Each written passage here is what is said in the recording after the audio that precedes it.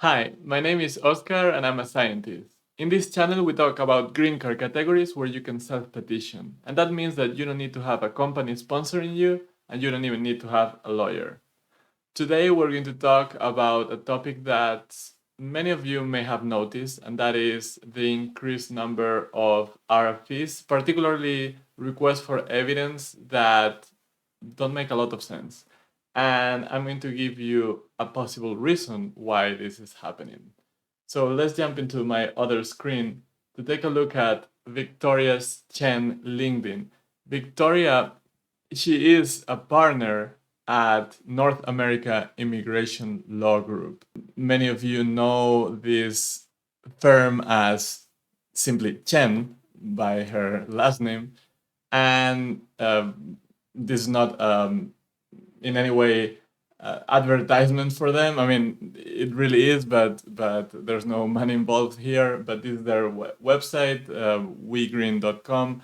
They are one of the most prominent law firms in EB20W, EB1A, EB1B, all those high-skilled green card categories that most of you are interested on. However, this firm mostly focuses on academic backgrounds, researchers and professors, and that kind of profile. They, as far as I know, they reject all the other business person, entrepreneurs kind of profiles. While this may not be helpful to many of you, if you are in one of those more research-based profiles, you can give them a try. They are very reputable. I have not had any experience with them directly, so I'm not vouching for them. And actually, usually, what I say is that you should probably try yourself before hiring a lawyer. But if you want to hire a lawyer, they may be a good option before you look somewhere else or somebody else. And by the way, I have a video talking about how to work with lawyers or how to decide if you need a lawyer or not, and you can go and take a look at that video. But today, let's talk about what Victoria Chen was saying in her LinkedIn post. I'm going to zoom in a little bit. And basically, she's talking about challenges, emerging inconsistencies in USCIS processes. And basically, she starts talking about how the immigration process in the US is such an intricate process, complex. We all know that it's very tiring. The process are complicated. You need to spend a lot of time and effort. Even if you do it with lawyers, you will have to put a lot of work into it. Basically, where I think things get interested is when she says a surge in new officers. Over the past year, we observe an influx of new officers stepping into the adjudication role. While new perspectives can bring clarity and refinement, this wave of fresh officers has introduced unexpected inconsistencies in the decision making. Now, before we jump into the inconsistencies part, what she's saying is true. If we go back to December 2022, USCIS published the fiscal year 2022 report that I have a video on. You can go and watch. The video is quite old, 8 or 9 months now. And if you go to the last page of this report, you see this graph that is very telling, because this solid blue line is the number of USCIS officers that were working at a given time in the office from 2017 to last year, 2022. And you see how the number of officers peaked here when COVID happened.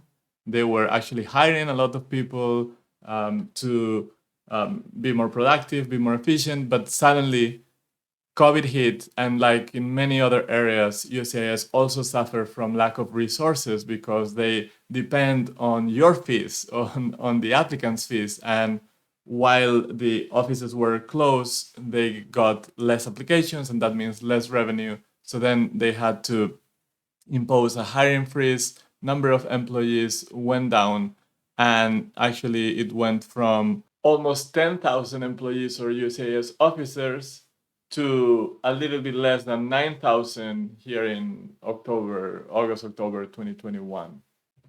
And what we have been seeing recently is that those almost 9,000 employees have started climbing again. So USCIS is hiring more people, more adjudicators in the cases, and the trend is going up.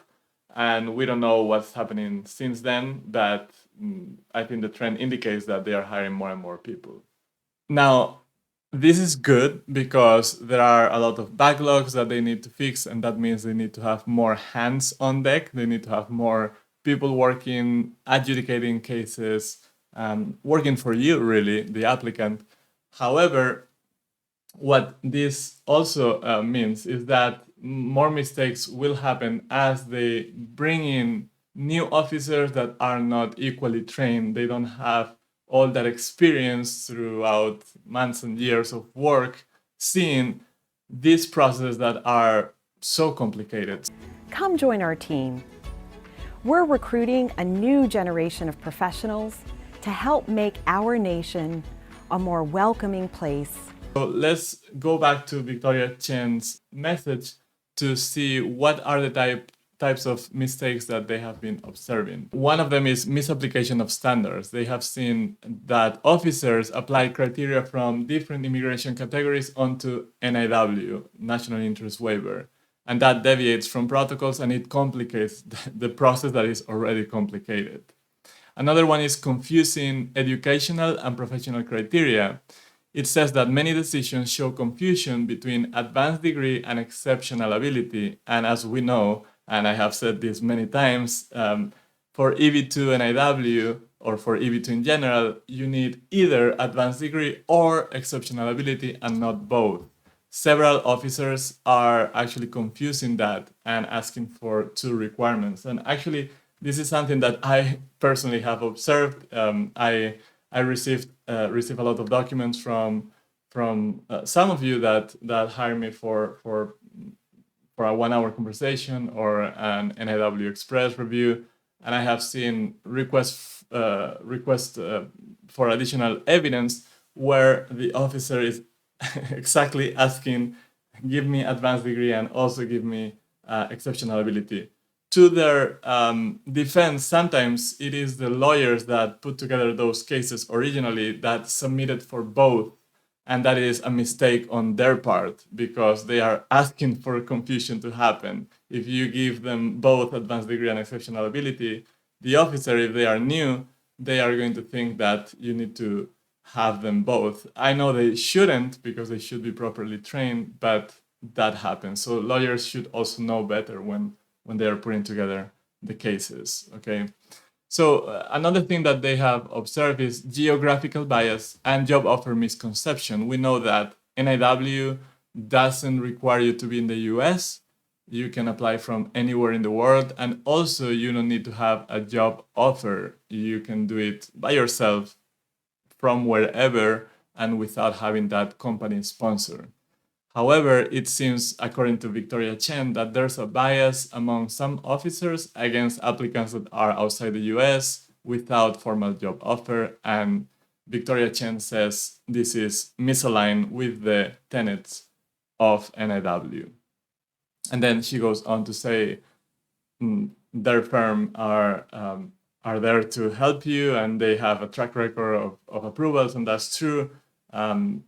You can go and check them out if you are interested in that type of solution. But moving forward, what she talks about is there needs to be more guidelines, better guidelines for those new officers, better training for those officers so they can come up to speed in a proper way, not just start doing the work, but start doing the work well. So all of you who are applying, who are bringing to the US your exceptional abilities, your extraordinary abilities in some cases, you actually have a fair judgment from the USCIS officers that are going to look at your case and decide if you are worthy of a permanent residency status in the United States.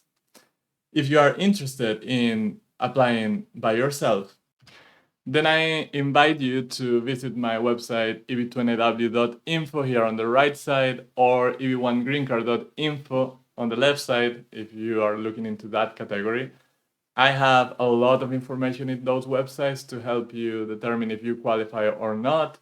And I'm most proud of my online courses where you can have all the resources you need to understand each of the steps to know how to craft your petition, your cover letter, your recommendation letters, your professional plan, and basically put you in the best position so you can succeed at this EB2NIW or EB1A green card process. So this is a short video. I just want to share that reflection that Victoria Chen had on her profile.